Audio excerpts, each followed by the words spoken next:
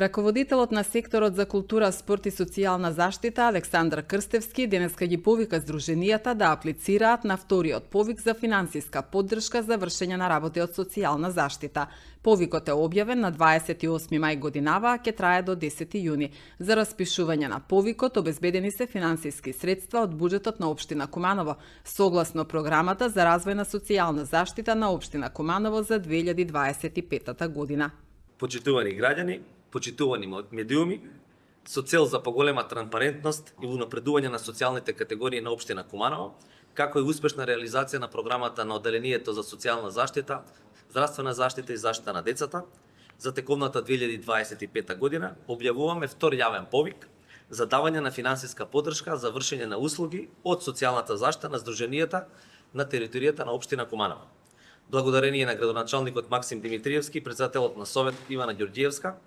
за јавниот повик се обезбедени средства од буџетот на општина Куманово согласно програмата за развој на социјалните услуги за тековната 25 година. Финансиската поддршка за здруженијата се однесува за вршење на работи од социјалната заштита,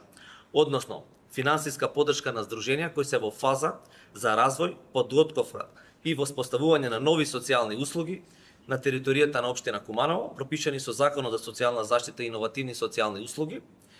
и тоа услуги за информирање и упатување, услуги на стручна помош и поддршка, услуги на советување, услуги во домот, услуги во заедницата и услуги во семејната заштита.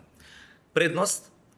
при воспоставување и право на финансиска поддршка ќе има здруженија кои се во фаза на развој, односно подготовка за поставување на социјалните услуги како дел од социјалниот план на општина Куманово за 23-26 година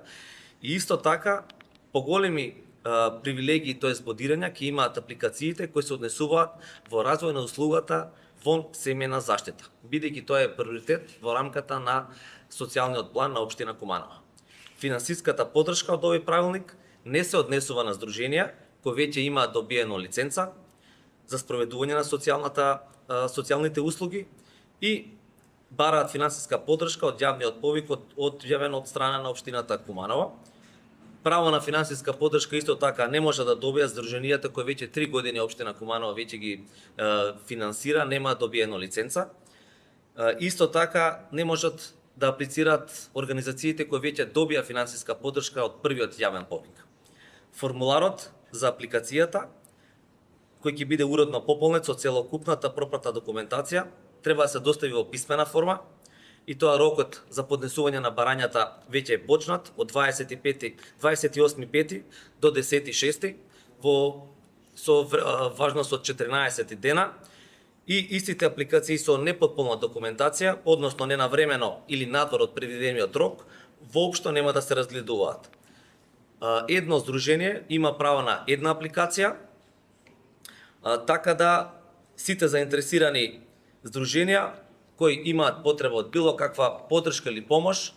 тоест со помош на нашите вработени, со нашите колеги, имаат потреба од помош во апликацијата, слободно може да дојдат во општина Куманово, на Карши стадионот. Целосно сме подготвени да им помогнеме, да им дадеме насоки, да им укажеме каков е социјалниот план, кои се привилегии на општината и да им помогнеме на истите. Во првиот повик се извинуваме колку пари беа одвоени на првиот и колку станува за... Значи, вкупно средства за јавните повици беа 3 милиони денари, во првиот јавен повик беа потрошени 2 милиони и 400.000 денари, за вториот јавен повик има 600.000 денари.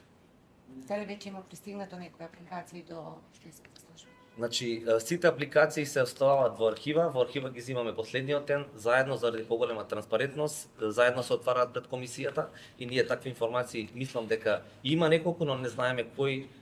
невладини организации веќе аплицирали, како што потенцирав, за поголема транспарентност сите апликации ги земеме во еден ден и заедно ги отвараме.